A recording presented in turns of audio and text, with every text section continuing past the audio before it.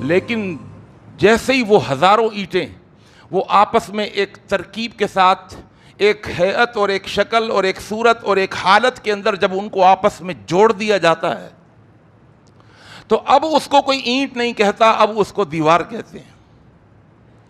اب دیکھیے کہ بنیاد سے معاملہ آگے بڑھ رہا ہے مضبوطی کی طرف، اور پھر ایک من نہیں، دو نہیں، ٹن نہیں، 10 ٹن بھی اگر سریا رکھا ہوا اس کو سریا ہی کہا جاتا ہے، لیکن جب وہ سریا وہ سیمنٹ کے ساتھ جڑتا ہے، وہ ریتی کے ساتھ جڑتا ہے، پھر اب اس کو کالم کہتے ہیں، اس کو اب سریا نہیں کہتے۔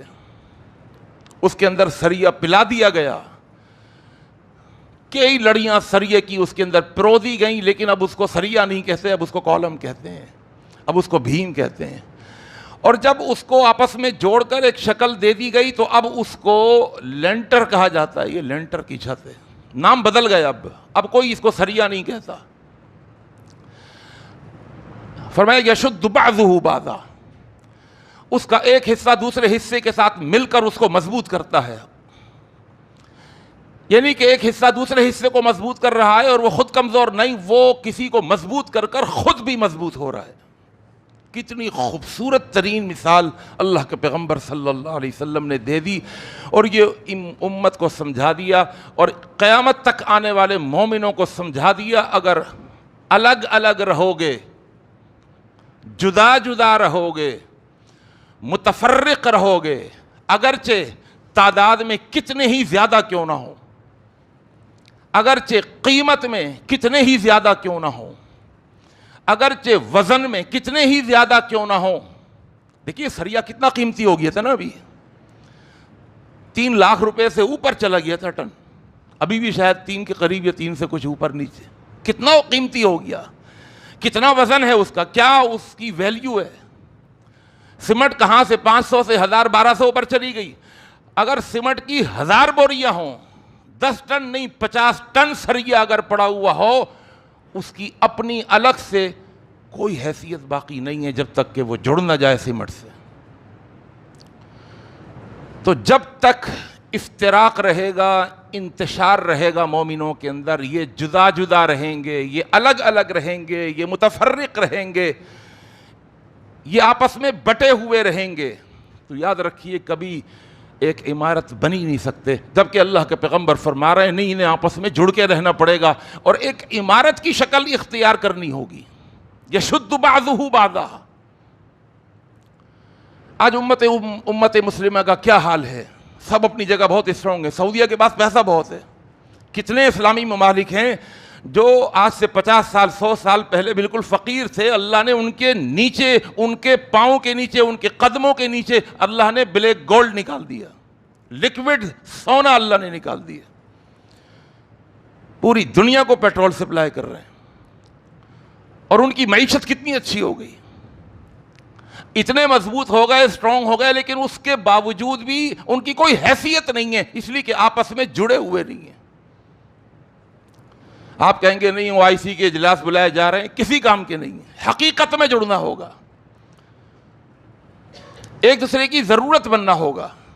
کتنی خوبصورت مثال، ایک اور مثال اللہ کے پیغمبر صلی اللہ علیہ وسلم کی پیش کروں گا، یہ بھی بخاری اور مسلم کی۔ اس مثال، ایک مثال بڑی قیمتی ہے، یعنی جب یہ چیزیں آپس میں جڑیں گی تو تب جا کر برج خلیفہ بنے گا نا، ورنہ برج خلیفہ نہیں بن سکتا، ورلڈ ٹریڈ سینٹر تب بنے گا، PC ہوٹل کب بنے گا؟ جب یہ چیزیں آپس میں جڑیں گی، پھر ایک نام ہوگا، پھر ایک کام ہوگا، پھر فائدہ ہوگا۔ کتنا فائدہ ہے؟ دوسری مثال اللہ کے پیغمبر صلی اللہ علیہ وسلم نے بھی کتنی خوبصورت ترین مثال دی، اور یہ مثال بھی صحیح بخاری اور صحیح مسلم کی۔ فرمایا مثل المؤمنین فی توادہم وتراحمہم وتعاطفہم کمثل الجسد الواحد اذا اشتکا منہ عضو تداعی لہ سائر الجسد بالسہر والحمى۔ 1.5 لائن کی مثال، لیکن آپ نے دریا کو کوزے میں بند کر دیا۔ فرمایا مومنوں کی آپس میں مثال، فی توادہم، ان کی آپس میں مودت کے اندر، محبت کے اندر، وتراحمہم آپس میں ایک دوسرے پر مہربان ہونے کے اندر مثال دی جا رہی ہے، وتعاطفہم آپس میں ایک دوسرے کے ساتھ عطوفت، عطوفت کہتے ہیں انتہائی درجے کا جھکاؤ، ان کی مودت، ان کی محبت، ان کی عطوفت، ان کی رافت، ان کی رحمت، ان کی شفقت، ان کا آپس میں یہ محبت کا یہ جو گہرا تعلق ہے نا، یہ کیسا ہے؟ کمثل الجسد الواحد، جیسے کہ ایک جسم، جسم تو ایک ہوتا ہے لیکن اس کے اندر بہت سارے پارٹس ہوتے ہیں۔ ہاتھ بھی ہے، ہاتھ بھی اکیلا نہیں ہے، ہاتھ کے ساتھ 5 انگلیاں ہیں، ایک انگوٹھا بھی ہے، ناخن بھی ہیں، الگ الگ پارٹس ہیں، پاؤں ہے، ٹانگ ہے، ایک گھٹنا ہے، ایک ٹخنا ہے، وغیرہ وغیرہ، اس کے انگلیاں ہیں، ایک ایک چیز۔ فرمایا یہ ساری چیزیں آپس میں، یہ سارے اعضاء اس کے جسم کے ساتھ جڑے ہوئے ہیں۔ مومنوں کی مثال بھی ایسی ہے، کمثل الجسد الواحد، فرمایا اذا اشتکا منہ عضو، اگر اتنے سارے اعضاء میں سے ایک عضو اگر اسے کوئی تکلیف پہنچ جائے، اللہ اکبر، اگرچہ وہ کتنا چھوٹا عضو کیوں نہ ہو، ایک داڑھ کے درد کو وہی جانتا ہے جس سے یہ درد ہو چکا ہو، وہ کہتا ہے یار اس سے بڑا تو کوئی درد ہو ہی نہیں سکتا، ہلا دیا اس نے، میرے پورے جسم کو ہلا دیا، دماغ کام نہیں کر رہا، درد پورا جباڑے میں نہیں، پورے سر میں نہیں، کہاں تک، آنکھوں تک پہنچ رہا ہے۔ حالانکہ درد جو ہے، انفیکشن جو ہے، پس جو پڑی ہوئی ہے وہ اس کی داڑھ میں پڑی ہوئی ہے، ایک داڑھ میں، وہ بھی ایک داڑھ میں، پاؤں نہیں، پاؤں کا انگوٹھا نہیں، انگوٹھے کے اندر ایک ناخن، اور ناخن کے اندر اگر کوئی انفیکشن ہو گیا، کوئی پس پڑ گئی تو کیا ہوتا ہے؟ پورا جسم اس کو محسوس کرتا ہے، اس کی فیلنگز پورے جسم کے اوپر آتی ہیں۔ ایک آنکھ کے اندر ابھی آشوب چشم کی بیماری گئی ہے، ایک آنکھ میں اگر کوئی تکلیف آ جائے ایسا لگتا ہے پورا جسم بیکار ہو گیا، لاغر ہو گیا، پورا جسم انفیکشن کی وجہ سے بخار میں مبتلا ہوتا ہے۔ بالسحری، سحر کہتے ہیں رات کو جاگنا، اور بھائی تم پورے کیوں جاگ رہے ہو؟ اگر انگوٹھے میں درد ہے نا، انگوٹھا جاگے،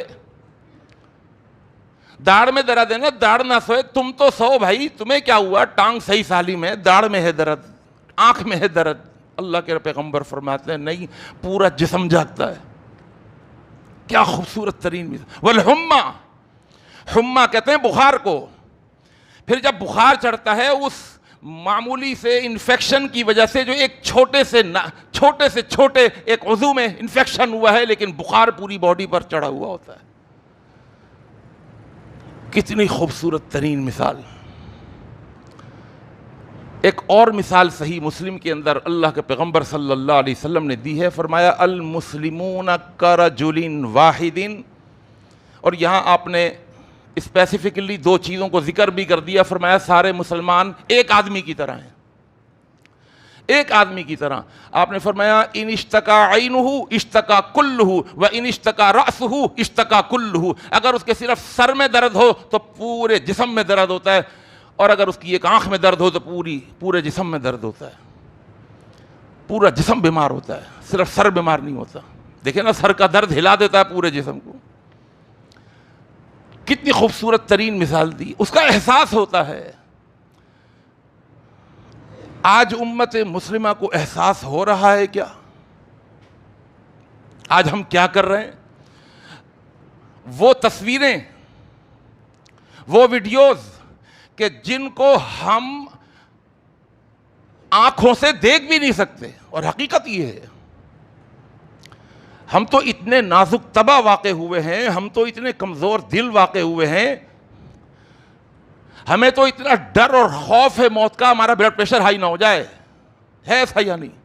بھائی یہ تصویریں نہیں دکھایا کریں، یہ میں نہیں دیکھتا بھائی، میں نے نوجوانوں کے منہ سے سنا، یہ مجھ سے نہیں دیکھا جاتا بھائی، کھانا پینا اچھا نہیں لگتا، وومٹنگ پیدا ہو جاتی ہے انسان کے اندر۔ بس جن تصویروں کو ہم نہیں دیکھ سکتے، برداشت نہیں کر سکتے، ہماری باڈی برداشت نہیں کر سکتی، مجھے یہ بتائیے کہ جن لوگوں پر یہ قیامت ٹوٹ پڑی ہے وہ کس کیفیت میں ہوں گے؟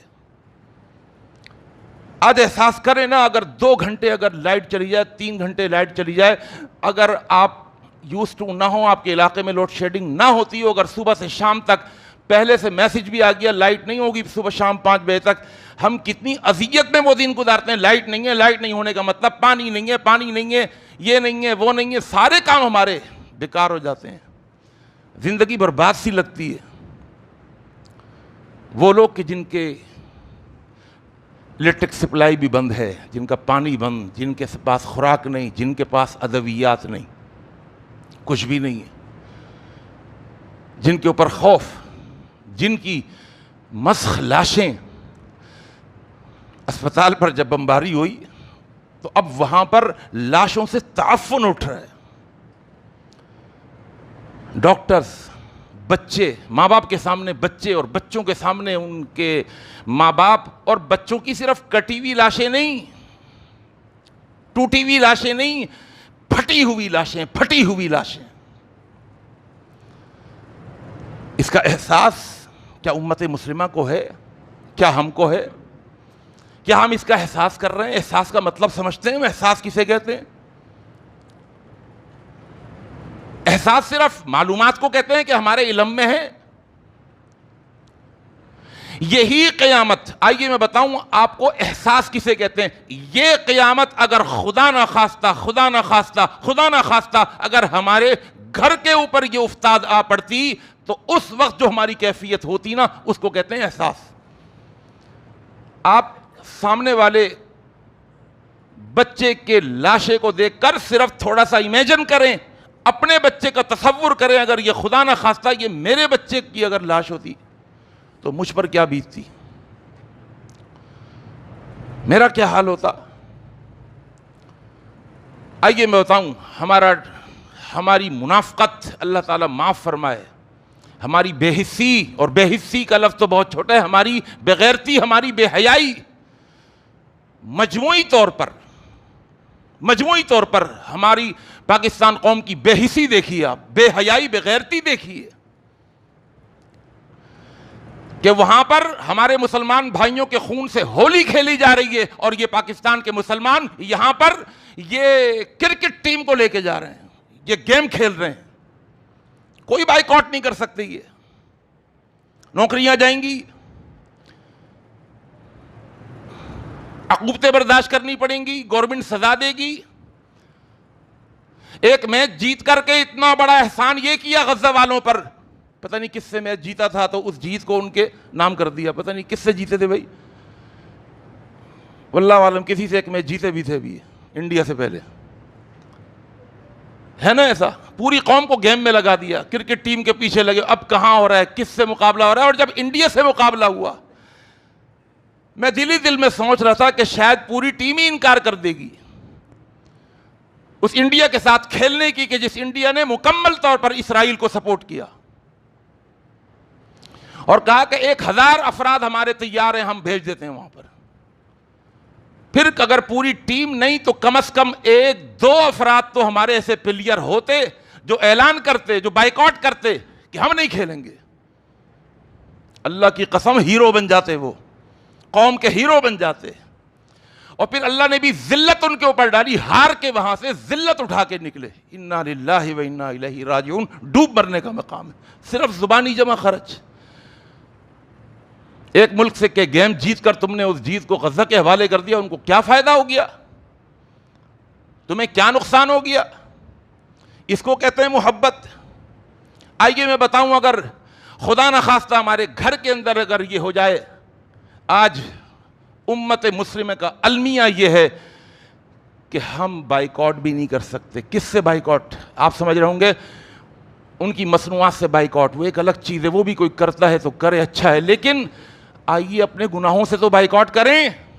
ڈوب مرنے کا مقام ہے, شرم کا مقام ہے, بے غیرتی اور بے حیائی اپنی انتہاؤں کو چھو رہی ہے کہ آج ہم اسی طرح فلمیں دیکھ رہے ہیں, ہے ایسا یا نہیں؟ آج ہم اسی طرح ڈرامے دیکھ رہے ہیں ٹی وی کے اوپر. مجھے بتائیے, اگر خدا نہ خواستہ آپ کے گھر کے اندر اگر کوئی بچہ اس طرح مر جاتا, اگر کوئی گھر کے اندر افتاد آ پڑتی, کیا آپ ان دنوں کے اندر کوئی ٹی وی دیکھتے, ڈرامے دیکھتے, کوئی فلمیں دیکھتے؟ ہرگز نہیں دیکھتے. اسی طرح تفریح کے پروگرام. ایک بچی کا میرے پاس فون آیا کہ ہمارا پروگرام بننا تھا, ہم ترکی جا رہے تھے, سیاحت سیر و تفریح کے لیے، لیکن آپ سے مسئلہ پوچھ رہی ہوں ان دنوں میں جانا صحیح ہے؟ میں نے خوب سنائی. میں نے کہا تمہیں سیاحت کی سوجی ہے، تفریح کی سوجی ہے، اس کو احساس کہتے ہیں؟ یہ منافقت ہے کہ ہم صرف زبانی طور پر کہ ہمیں ان کا بڑا احساس ہے، اور عملی طور پر ہم ٹس سے مس نہیں ہوئے. وہی ڈرامے، وہی فلمیں، وہی فیس بک، وہی گھنٹے، وہی ہماری تفریح لگی ہوئی ہے، اسی میں لگے ہوئے ہیں. اور ہم سمجھتے ہیں کہ ہمیں بڑا درد ہے اپنے فلسطین بھائیوں کا، غزہ کے مسلمانوں کا. بائیکاٹ کیجئے گناہوں کا. یہ دن خدا نہ خواستہ یہ آگ اگر پھیل گئی تو یہ آگ یہاں بھی آ سکتی ہے. انہوں نے ہمیں توڑ کے رکھا ہے، متفرق طور پہ کر کے رکھا ہے، اور باریاں لگ رہی ہیں. تو ایک کام تو ہم نے یہ کرنا ہے.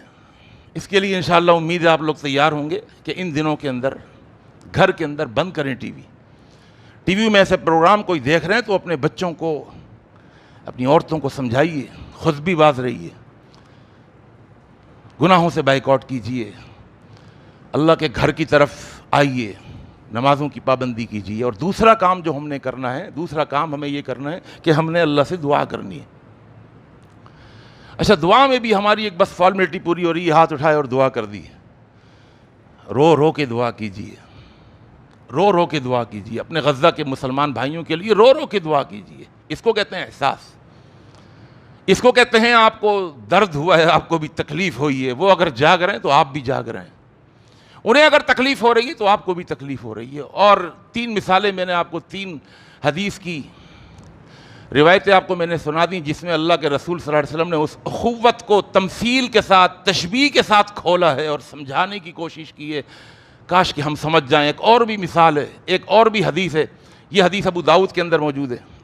اللہ کے پیغمبر حضرت محمد مصطفیٰ صلی اللہ علیہ وسلم کی یہ حدیث ابو داؤد میں بھی موجود ہے، اور امام بخاری نے اپنی کتاب المفرد کے اندر بھی، ادب المفرد کے اندر بھی اس حدیث کو ذکر کیا ہے. حسن درجے کی روایت ہے، وحسنہ الالبانی. اور یہ حدیث میں تقریباً کوئی 6-8 مہینے پہلے آپ کے سامنے بڑی وضاحت کے ساتھ رکھ بھی چکا ہوں، جس میں اللہ کے پیغمبر نے ایک اور تمثیل کے ساتھ اور تشبیہ کے ساتھ آپ نے فرمایا کہ المؤمن مرآۃ المومن، مومن کا آئینہ ہوتا ہے. اور میں نے آپ کو آئینے کی کل 7 کوالٹیز بتائی تھیں، 7-8 کوالٹیز بتائی تھیں. اس میں ایک کوالٹی یہ بھی بتائی تھی کہ آئینہ جو ہوتا ہے نا، وہ ہمارا غیر ہوتا ہے. لیکن جب ہم آئینے کے سامنے کھڑے ہوتے ہیں تو ہم کیا آئینہ ہوتے ہیں؟ نہیں. جب آپ آئینے کے سامنے کھڑے ہوں گے تو آئینہ ایک الگ چیز ہے، آپ الگ چیز ہیں، ایک نہیں ہے.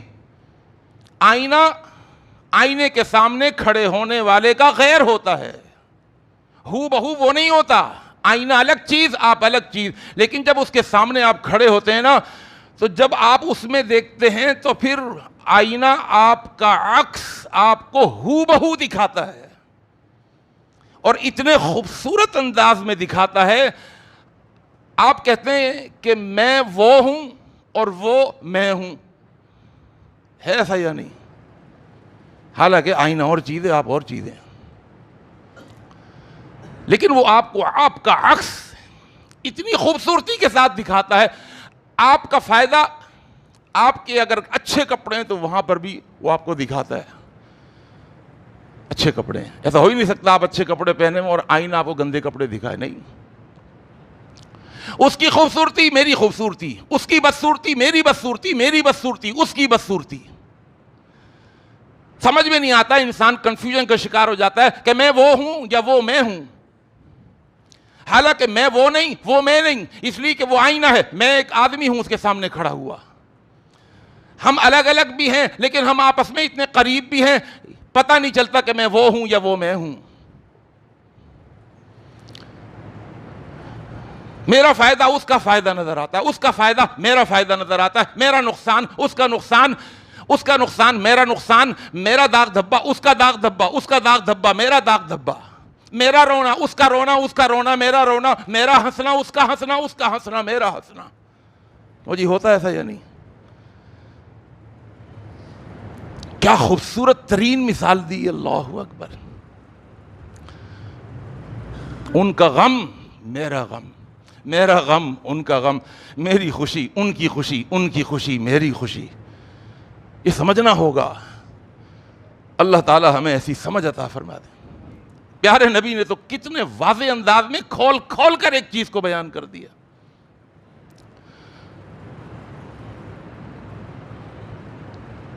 اور پھر آپ کو پتہ ہے میں نے اس میں کچھ آیتیں بھی آپ کو سنائی تھیں اگر یاد ہوں. میں نے کہا تھا عائشہ رضی اللہ تعالیٰ عنہا پر جب تہمت لگائی گئی، جب الزام لگایا گیا، جب ان پر بہتان لگایا گیا، تو اس میں منافقین تو تھے ہی، ایک آدھ مسلمان بھی ان کے کہنے میں آ گئے. مفتح کون تھے؟ حضرت ابو بکر کے رشتہ دار تھے، بھانجے تھے. حسان بن ثابت بہت بڑے شاعر، اسلام کے شاعر، جن کے لیے اللہ کے پیغمبر ممبر رکھوایا کرتے تھے، کرسی رکھوایا کرتے تھے مسجد نبوی میں، اور حسان سے کہا کرتے تھے تم اشعار کہو، ایدک اللہ بروح القدس، تو اشعار کہ اللہ تیری روح القدس کے ذریعے، جبرائیل کے ذریعے تیری مدد کریں گے. وہ حسان بن ثابت وہی بہتان لگانے والوں میں شامل ہو گئے تھے. اما عائشہ رضی اللہ تعالیٰ عنہا پر انہوں نے بھی بہتان لگا دیے، وہ بھی شامل ہو گئے. حضور کی سالی زینب بنت جہش کی بہن حمنہ بنت جہش، وہ بھی الزام اور بہتان لگانے والوں میں شامل ہوئیں. اور جب اللہ نے آیتیں نازل کی نا تو ان کے اوپر حد لگی، باقاعدہ کوڑے مارے گئے. حضرت حمنہ بنت جہش کو بھی، حضرت حسان بن ثابت کو بھی، مفتح کو بھی کوڑے مارے گئے کہ تم نے کیسے بہتان لگا دیا، کیسے الزام لگا دیا. منافقوں کو تو آپ نے کچھ نہیں کہا، لیکن اپنے مسلمان بھائیوں کے اوپر حد لگائی. اور اللہ نے جو قرآن اتارا نا، قرآن کی آیت فرمایا ولا، قرآن مجید میں اللہ تعالیٰ نے آیت نازل کی اور اتنے خوبصورت انداز میں اللہ نے اس کو واضح کیا، ولولا اذ سمعتموہ قلتم، ولولا اذ سمعتموہ قلتم ما یکون لنا ان نتکلم بہذا سبحانک ھذا بہتان عظیم.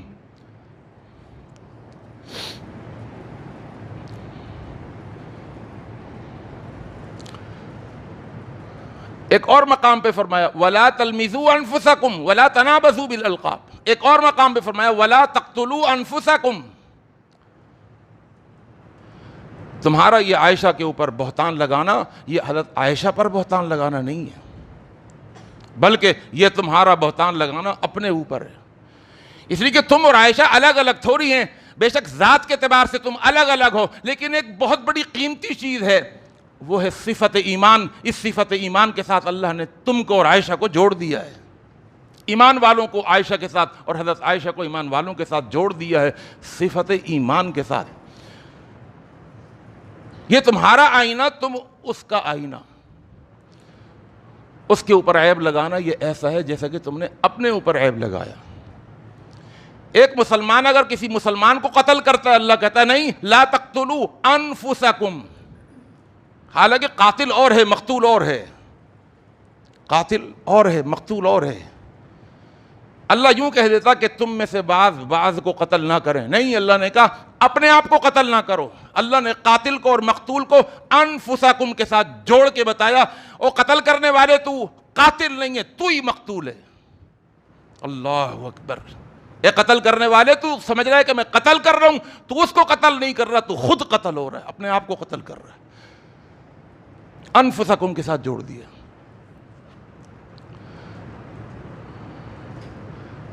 دوسرا کرنے کا کام ہمارا، ایک تو میں نے بتایا کہ آپ بائیکاٹ کریں گناہوں سے.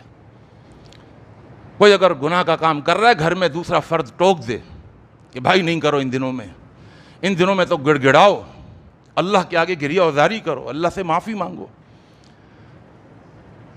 دوسرا کرنے کا کام، دعا نہ چھوڑیں، سچے دل سے اللہ سے دعا کریں. اور دعا مانگنے کے اندر بھی ہمیں پتہ ہونا چاہیے ہم اللہ سے کیا مانگ رہے ہیں. اللہ کے رسول صلی اللہ علیہ وسلم کی ایک حدیث ہے، اور یہ حدیث صحیح مسلم کی حدیث ہے. اللہ کے رسول صلی اللہ علیہ وسلم نے فرمایا دعوت المرء المسلم لاخیہ، کسی مسلمان بھائی کا اپنے بھائی کے لیے دعا کرنا بظہر الغیب، اس کی غیر موجودگی میں. جب ایک مسلمان بھائی اپنے کسی مسلمان بھائی کے لیے دعا کرتا ہے، اور یہ سمجھ لیں بڑی ہی وزنی حدیث ہے، اور اس حدیث کو میں کہتا ہوں ہر ایک کو عمل کرنا چاہیے. اس کے فائدے آپ سنیں گے نا حیران ہو جائیں گے.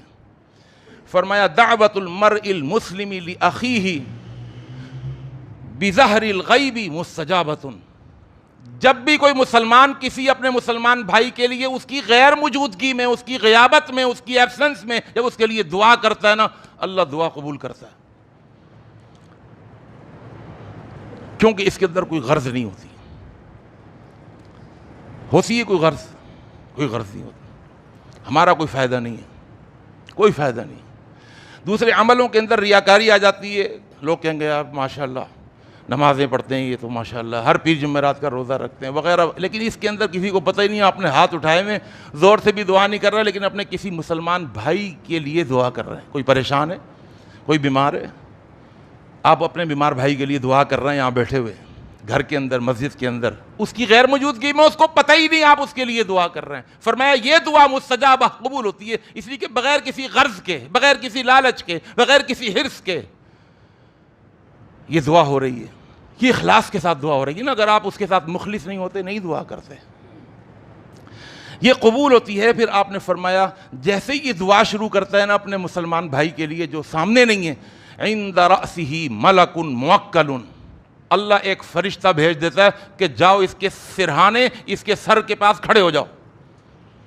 جب ہم کسی اپنے مسلمان بھائی کے لیے اس کی غیبوبت میں دعا کرتے ہیں، ایک فرشتہ ہمارے سرہانے کھڑا ہوا ہوتا ہے، ملک موکل. اور یہ صحیح مسلم کی حدیث ہے.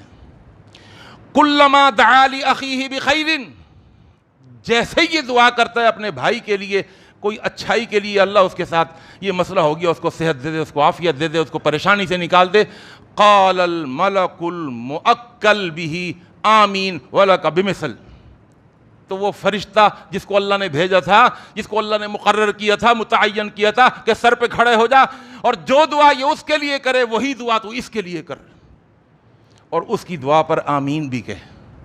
وہ آپ کی دعا پر فرشتہ آمین کہتا ہے، اور وہی دعا جو آپ نے اپنے بھائی کے لیے کی ہے وہی دعا فرشتہ آپ کے لیے کرتا ہے. تو بھائی کسی کے لیے دعا کرنا اپنے آپ کے لیے فرشتے سے دعا کروانا ہے. تو دوسرا کام ہمارا یہ ہونا چاہیے کہ ہم دعا نہ چھوڑیں.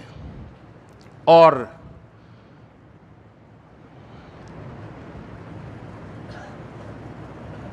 یہ تو ہمارے کام ہے، اس سے زیادہ ہم کچھ کر نہیں سکتے. بھڑکیاں تو ہم بہت مار لیتے ہیں، صحیح ہے نا، کہ بس ہمیں وہاں بھیج دیں، بس ہماری گورنمنٹ ہم کو وہاں بھیج دے. او بھائی تم کیا کر لو گے؟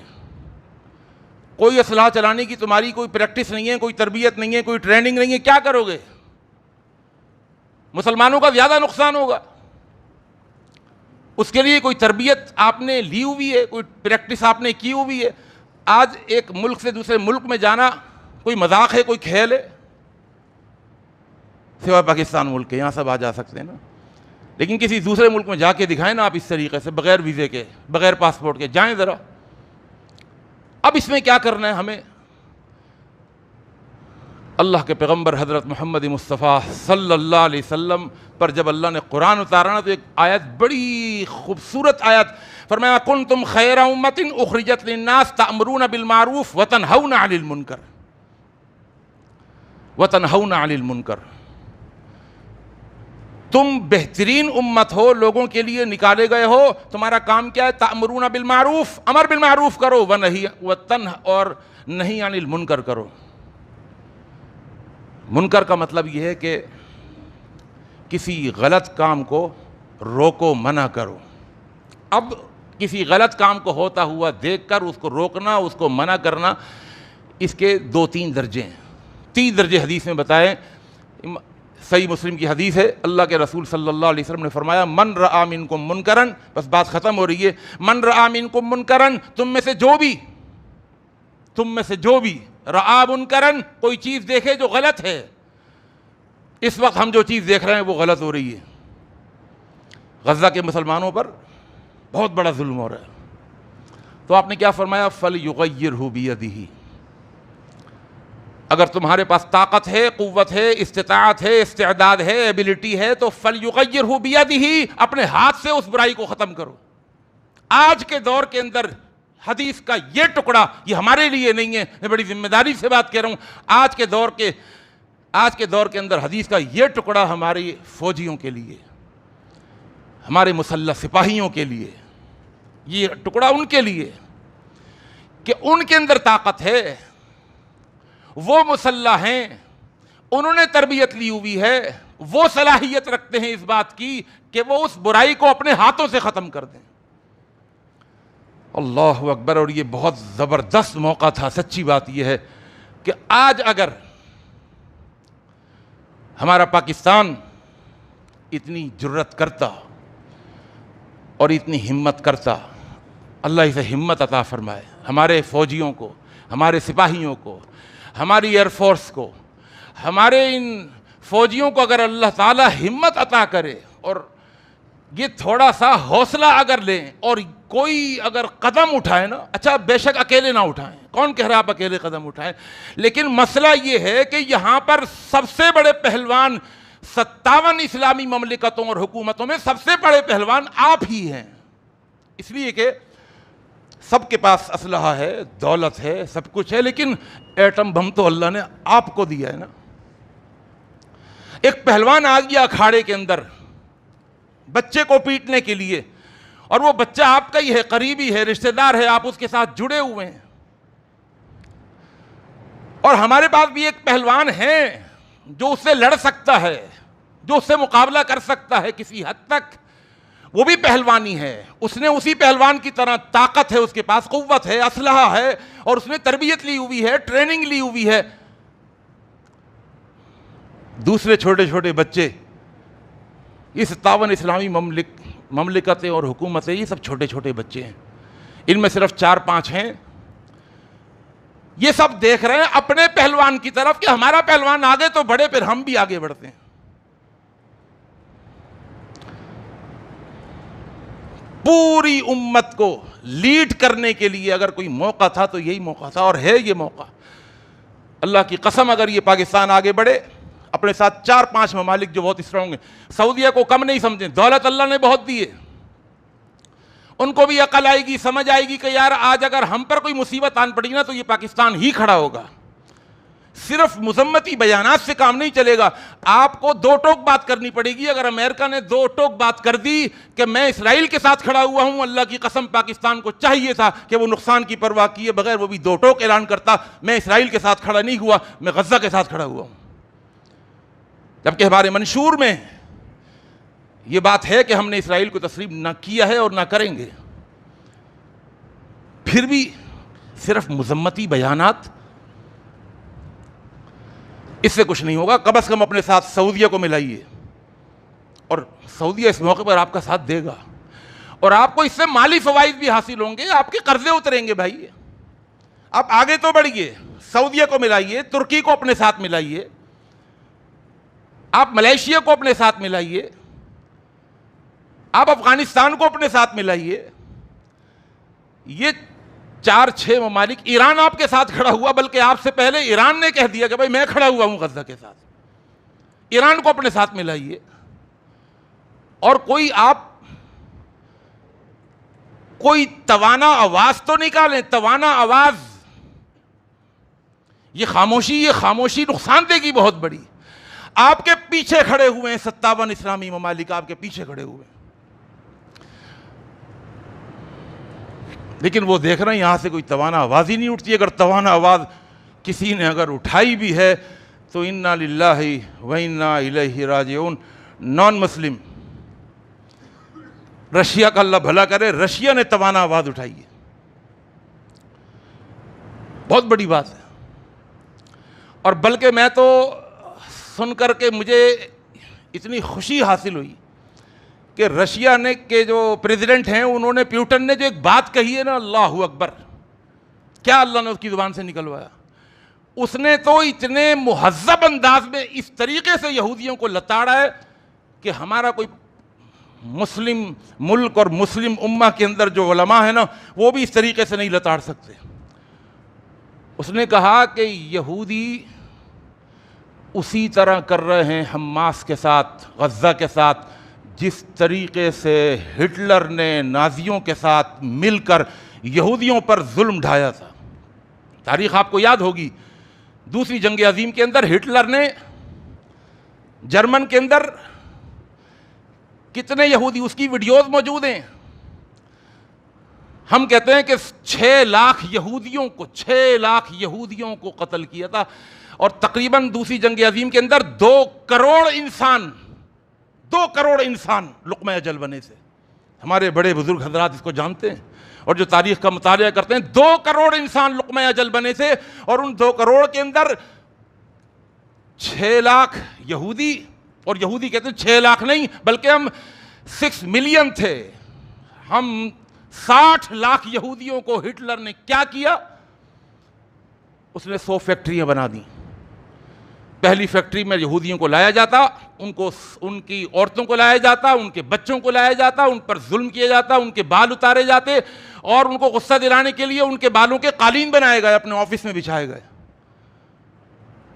پھر وہاں سے دوسری فیکٹری میں ان کو ڈالتے، وہاں جا کر ان کے اوپر تیزاب ڈالتے، ان کے اوپر ایسا لکوڈ ڈالتے جس سے وہ ایک لکوڈ کی شکل، مائع کی شکل، لیسدار مادے کی شکل میں وہ کنورٹ ہو جاتے، کیونکہ لاشوں کو ٹھکانے لگانا آسان نہیں، اور پھر اس لکوڈ مادے کو اپنی زمینوں میں کھاد کے طور پر استعمال کیا۔ یہ ایک تاریخ کا بہت بڑا ظلم تھا جو ہٹلر نے کیا۔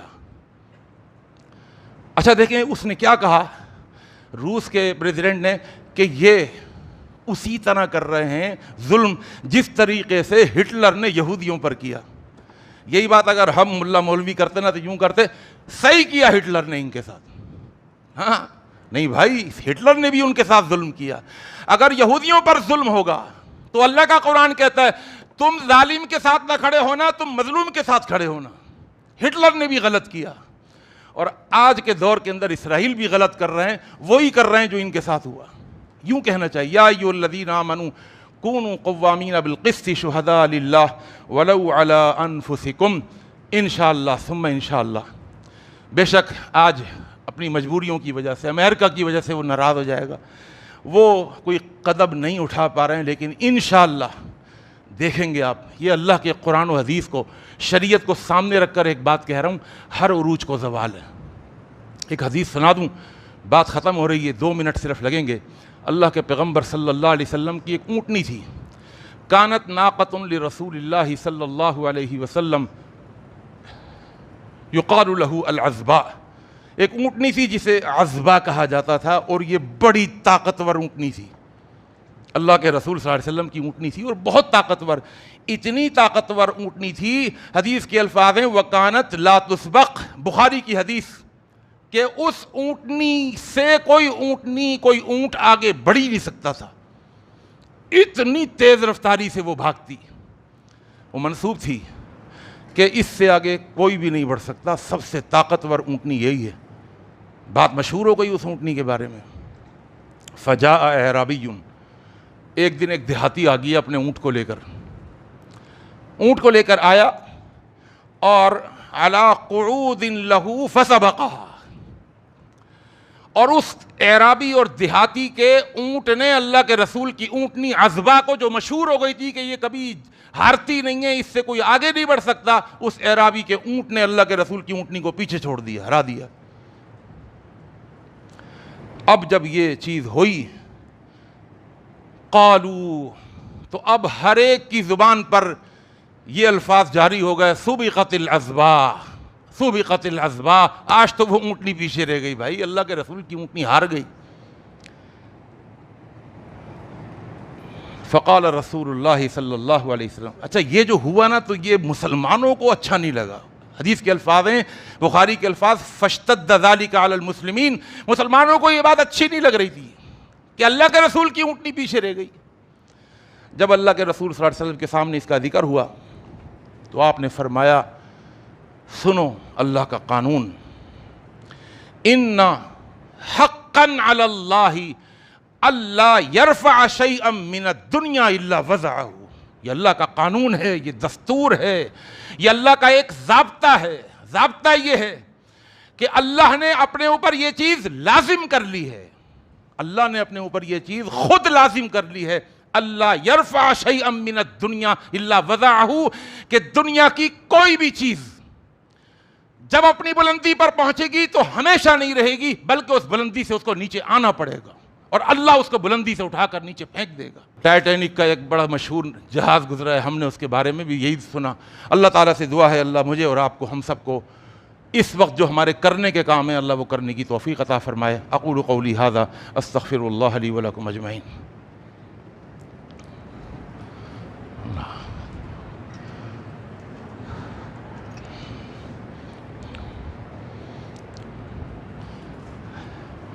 الحمد للہ نحمده ونستعینه ونستغفره ونؤمن به ونتوکل علیہ ونعوذ باللہ من شرور انفسنا ومن سیئات اعمالنا، من یهده اللہ فلا مضل له ومن یضلل فلا ہادی له، ونشهد ان لا الہ الا اللہ وحدہ لا شریک له، ونشهد ان محمدا عبدہ ورسولہ۔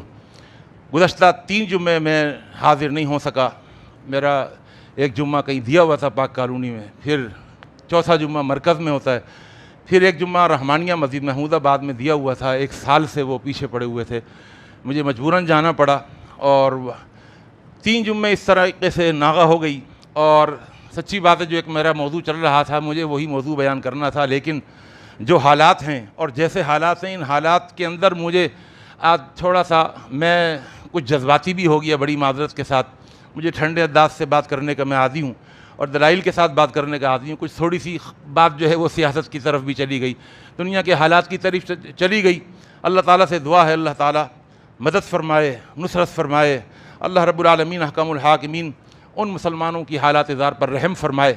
اسی طرح میرے پیچھے الحمدللہ میرے دونوں بچے حافظ خبیب اور ماشاءاللہ حافظ سدیس یہاں پر آئے اور جمعہ پڑھایا، اور مجھے کچھ ساتھیوں کے فون آئے، اللہ تعالیٰ ان کو جزائے خیر عطا فرمائے کہ انہوں نے بڑی حوصلہ افزا باتیں کیں اور میرا دل بڑا خوش ہوا۔ سچی بات یہ ہے کہ مجھے اب غم نہیں ہوگا، میرے مرنے کے بعد میری اولاد انشاءاللہ میری جگہ پر کھڑی ہوئی ہوگی اور میرے لیے انشاءاللہ صدقہ جاریہ بنے گی۔ اللہ تعالیٰ سے دعا ہے اللہ رب العالمین سب کی اولاد کو آنکھوں کی ٹھنڈک بنائے، صدقہ جاریہ بنائے، اور اللہ تعالیٰ ان کو دین کی دنیا کی سمجھ عطا فرمائے اور دین دنیا کی ترقیاں عطا فرمائے اور عزت عطا فرمائے۔